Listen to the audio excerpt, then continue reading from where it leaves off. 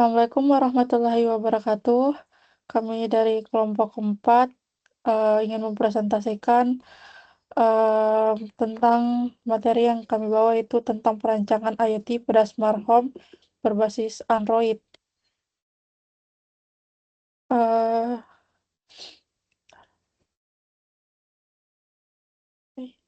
Nggak bisa di-slide lagi. Di sini ada kelompok kami. Perkenalkan, nama saya Nur Mukmin Nasrul dengan NIM 2022 dan teman-teman saya. Perkenalkan, saya Eko Noviana Baban dengan NIM 2022-31072.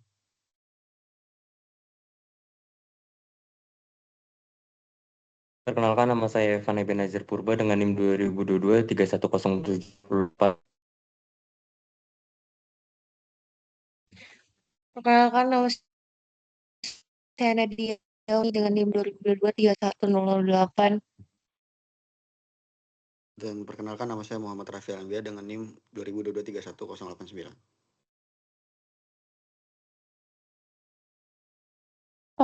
Jadi itu dari perkenalan kelompok kami. Di sini saya akan menjelaskan tentang latar belakang permasalahan. eh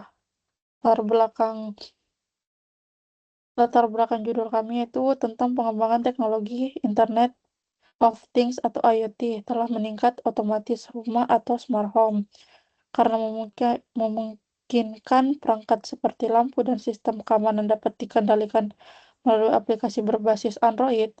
Penelitian oleh Hadian Setiawan et al. Pada 2017 menunjukkan bahwa Android Studio dapat meningkatkan efektivitas pengoperasian perangkat.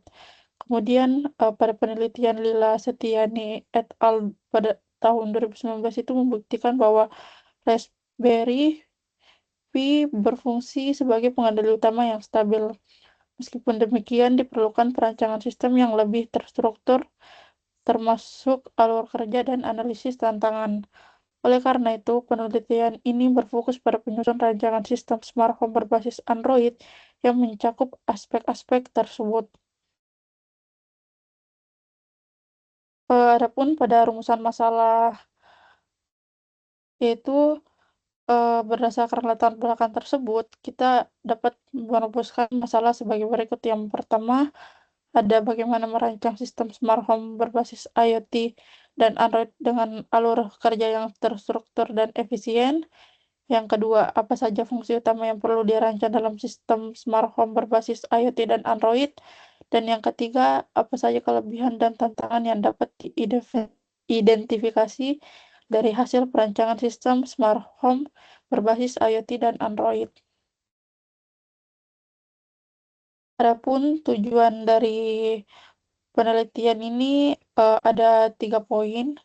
Yang pertama itu merancang sistem smart home berbasis IoT dan Android dengan memperhatikan alur kerja yang terstruktur dan logis.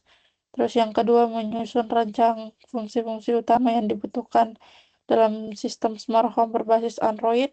Dan yang terakhir itu ada mengidentifikasi kelebihan dan tantangan yang mungkin timbul dari hasil perancangan sebagai bahan pertimbangan dalam pengembangan lebih lanjut. Dan slide selanjutnya akan dijelaskan oleh teman saya.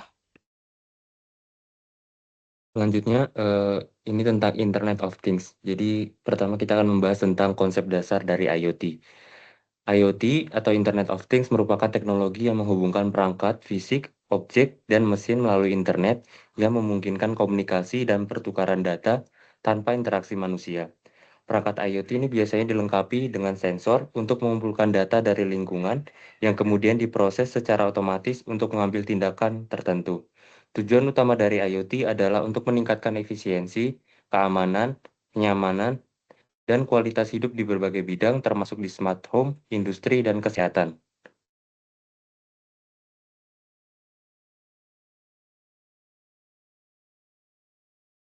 Selanjutnya, karakteristik dari IoT. Yang pertama yaitu ada konektivitas. Jadi IoT ini memungkinkan perangkat terhubung dan berkomunikasi melalui internet. Yang kedua itu ada sensor dan aktuator. Perangkat IoT dapat mengumpulkan data dan melakukan tindakan berdasarkan informasi yang diterima. Yang ketiga itu ada otomatisasi dan kontrol jarak jauh. IoT ini memungkinkan pengaturan fungsi rumah dari jarak jauh, kemudian meningkatkan kenyamanan dan efisiensi energi. Yang keempat itu ada interoperabilitas, di mana perangkat dari berbagai produsen dapat berfungsi secara bersamaan. Yang kelima ada pemrosesan. Data yang dikumpulkan diproses untuk menghasilkan informasi yang berguna. Dan yang keenam itu ada skalabilitas. Sistem dapat berkembang dengan penambahan perangkat baru tanpa mengurangi kinerja.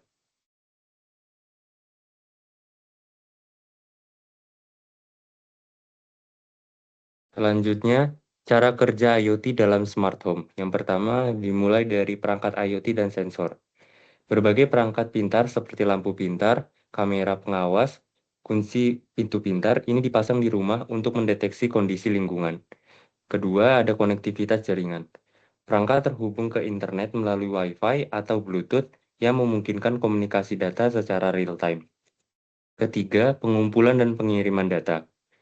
Sensor mengumpulkan data dan mengirimkannya ke pusat untuk diproses. Yang keempat, pemrosesan data dan pengambilan keputusan. Data diproses untuk menentukan tindakan yang sesuai seperti mengaktifkan AC atau mengirim notifikasi. Dan yang kelima, kontrol dan pengaturan melalui aplikasi. Pengguna dapat mengontrol perangkat melalui aplikasi di smart home untuk meningkatkan kenyamanan dan keamanan. Selanjutnya akan dilanjutkan oleh teman saya. Oke, selanjutnya di sini ada smart home berbasis Android. Smart home berbasis Android menggunakan aplikasi sebagai termuka kontrol untuk perangkat IoT. Aplikasi ini memungkinkan pengguna mengontrol perangkat sendiri, seperti lampu dan kunci pintu dari jarak jauh, serta menerima notifikasi tentang status rumah. Dengan fitur otomatisasi, pengguna dapat mengatur jadwal dan skenario tertentu, meningkatkan kenyamanan dan efisiensi energi. Next. Oke, di sini selanjutnya ada perancangan sistem smart home berbasis IoT dan Android. Perangkat sistem smart home ini bertujuan menghadirkan konsep smart home yang mengintegrasikan perangkat elektronik dengan teknologi IoT, serta dapat dipantau dan dikendalikan dari jarak jauh melalui aplikasi Android pada smartphone yang terhubung ke internet. Lalu di sini ada pun komponen utama dari sistem. Yang pertama ada hardware, yaitu ada node MCU SP8266 atau ESP32, lalu selanjutnya sensor suhu, sensor gerak, ada relay juga, dan akuator. Lalu softwarenya aplikasi Android atau Android Studio untuk komunikasi datanya menggunakan Firebase atau MQTT. Lalu ada jaringan komunikasi menggunakan koneksi Wi-Fi untuk komunikasi real time antara perangkat IoT dan cloud server. Next. Di sini ada alur kerja dan fungsi sistemnya. Yang pertama, pengguna membuka aplikasi Android. Pengguna mengakses aplikasi Android yang memiliki antarmuka yang mudah digunakan untuk memilih berbagai fungsi kontrol perangkat rumah. Yang kedua, aplikasi mengirimkan perintah ke server cloud. Setelah memilih fungsi, aplikasi mengirimkan perintah ke server cloud melalui koneksi internet, seperti Firebase atau MQTT. Yang ketiga, microcontroller membaca data dari cloud. Microcontroller terus memantau server cloud untuk mendeteksi perintah baru dari pengguna. Oke, mungkin selanjutnya akan dibacakan oleh teman saya.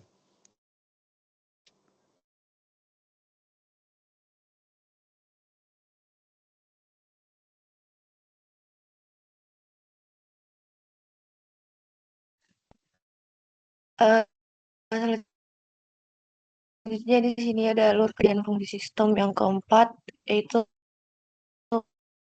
perangkat IoT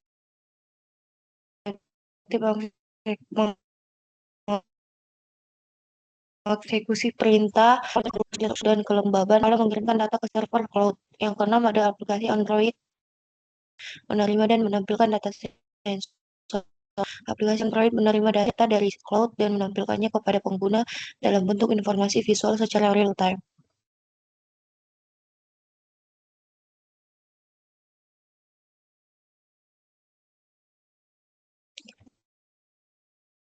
Selanjutnya di sini ada fungsi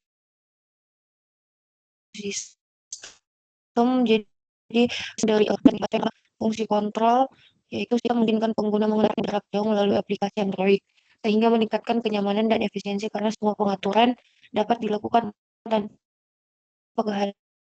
kehadiran fisik di lokasi perangkat. Yang kedua yaitu memberikan kemampuan pemantauan kondisi lingkungan rumah secara real time seperti suhu, kelembaban, dan deteksi gerakan yang tidak hanya meningkatkan keamanan tapi juga memungkinkan pengguna lebih aware terhadap kondisi rumah.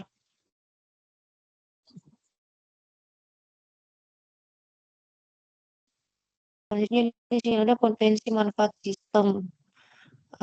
Potensi dan manfaat penerapan sistem Internet of Things pada smart home. Yang pertama itu efisiensi waktu dan tenaga.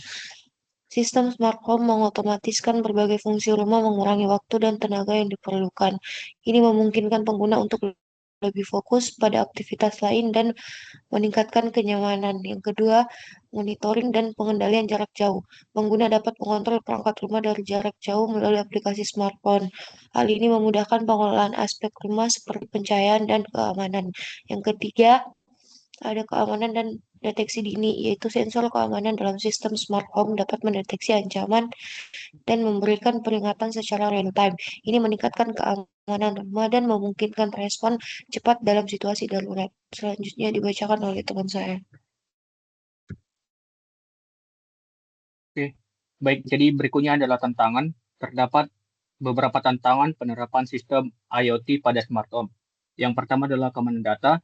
Jadi banyaknya perangkat terhubung meningkatkan risiko kebocoran data dan serangan cyber. Keamanan data menjadi tantangan utama untuk melindungi informasi pribadi pengguna. Yang kedua adalah keterbatasan jaringan dan konektivitas. Kinerja sistem sangat bergantung pada konektivitas internet yang stabil. Keterbatasan jaringan dapat mengganggu fungsi perangkat dan mengurangi efektivitas sistem. Yang ketiga ada kebutuhan dan kompleksitas perangkat keras. Implementasi smart home memerlukan perangkat keras yang beragam dan kompleks. Keterbatasan dalam pemilihan perangkat yang kompatibel dapat menghambat integrasi sistem. Next.